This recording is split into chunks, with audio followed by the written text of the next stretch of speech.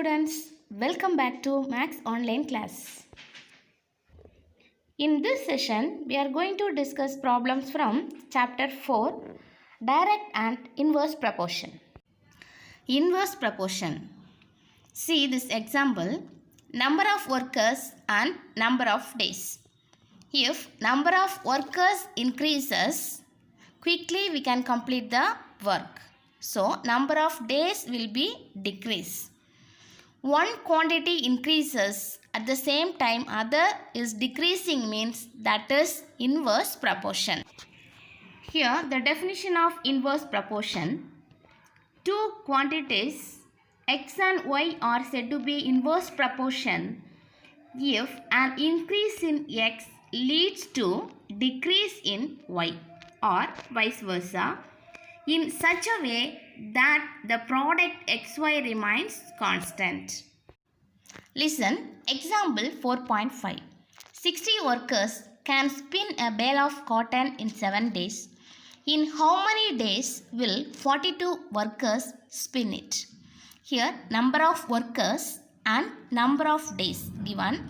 Already I said, number of workers increases, number of days will be decrease. So, these two are in inverse proportion.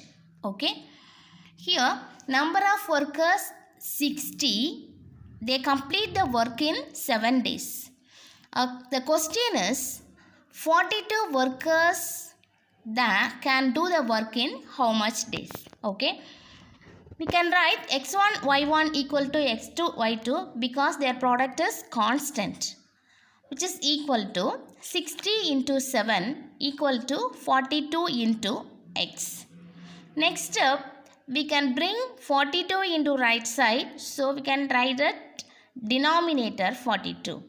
Cancel 7 and 42 6 times. Then 6 and 60 10 times. So, the value of x is what now? 10. Therefore, 10 days 42 workers can spin a bale of cotton. Listen the next example, students. The cost of one box of tomato is rupees 200.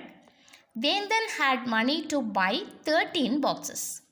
If the cost of the boxes increased to rupees 260, then how many boxes will he buy with the same amount? Here beginning, the cost of one box equal to rupees 200. Vendan bought 13 boxes of tomatoes. After the cost is increased to 260 means how many boxes he can buy with the same amount? That is the question. Okay. From this question we can understood the amount of one box of tomato is increased means definitely the number of boxes will be decrease. So the two are in inverse proportion. Next, come to the solution of this sum. The cost of one box is how much? 200. Increased cost of one box equal to 260. Next we can assume x be the number of boxes bought by Vendan. As cost of boxes increases means the number of boxes decrease. So this is inverse proportion. Okay. Then see this box. Number of boxes 13 means cost is 200. Cost is 260 means number of boxes how much? That is question. Okay. Therefore, x1, y1 equal to x2, y2. Substitute the values x1 13, x2 x. y1 200, y2 260. Okay. Therefore, x into 260 equal to 13 into 200. X is equal to 13 into 200 divided by 260. When we cancel 0 and 0, then after that 13 and 26. Next we get the answer 10. Therefore, how much boxes he can buy? 10 boxes. Okay. Exercise 4.2, question number 2. 6 pumps are required to fill a water sump in 1 hour 30 minutes. What will be the time taken to fill the sump if one pump is switched off? Here, 6 pumps are required to fill the water sump in 1.5 hours. one pump is switched off means what is the time taken to fill the sump. Okay. Listen the solution of the sum.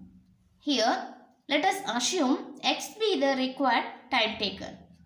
Here, from this question we can write time taken and number of pumps. Okay. Here, 6 pumps means the time taken 1 hour 30 minutes. Convert hour into minutes. 1 hour equal to 60 minutes. 60 plus 30 equal to 90 minutes. Then also given one pump is switched off. So subtract 6 minus 1 equal to 5 pumps. So using 5 pumps, how much is the time taken to fill the sum? That is x. Okay. Now we can assume here this is x1,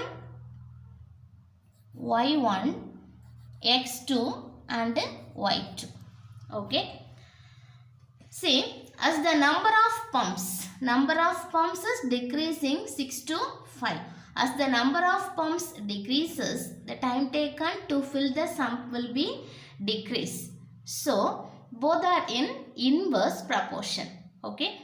So, inverse proportion means their product is constant. That's what x1, y1 equal to x2, y2. Here, x1 equal to what? 90. x2 equal to x. y1 equal to 6 and y2 equal to 5. Okay. Substitute the values now. x1 90. 90 into 6 equal to x into 5. Then bring the 5 left side. So x is equal to 90 into 6 divided by 5. Okay. Now we can cancel 5 and 90. Here 1 time. 1 5 is 5, remaining 40. 8 5s are 40. Next we are going to multiply 18 into 6. When we multiply this two, we get the answer 108 minutes. Okay. Next we are going to convert minutes into hours. For that, divide 108 divided by 60 because 1 hour equal to how much? 60 minutes. Okay. Here 160 equal to 60. Subtract it now. 8 minus 0, 8. Here 10 minus 6, 48. So when we convert this into hours, how we can write? 1 hour and 48 minutes. Okay. Therefore, using 5 pumps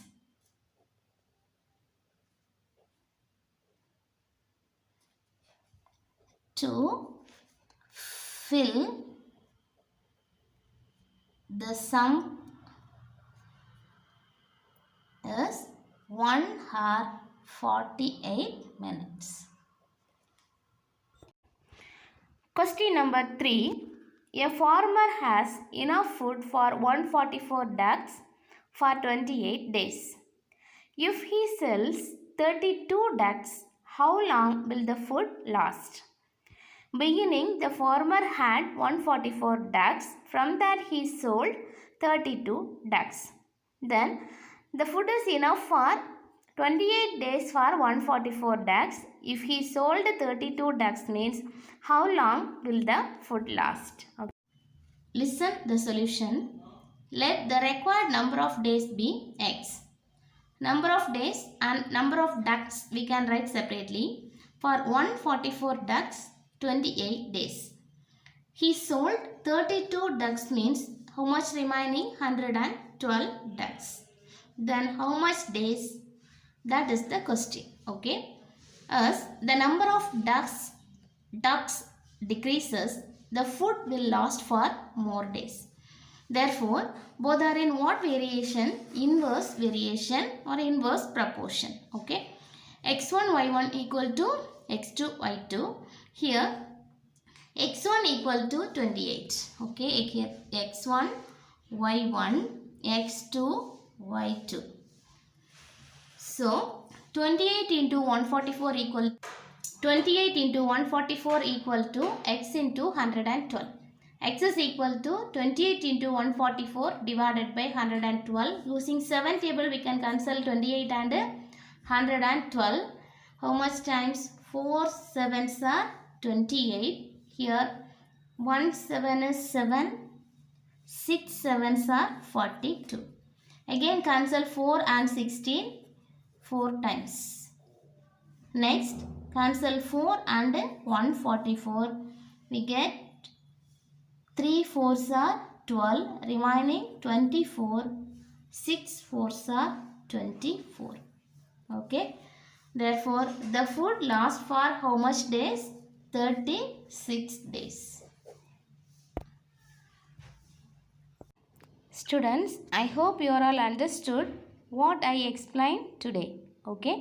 Now, today's homework from exercise 4.2, question number 1, 4, 5 and 6. With another session, we can meet again, students. Bye-bye.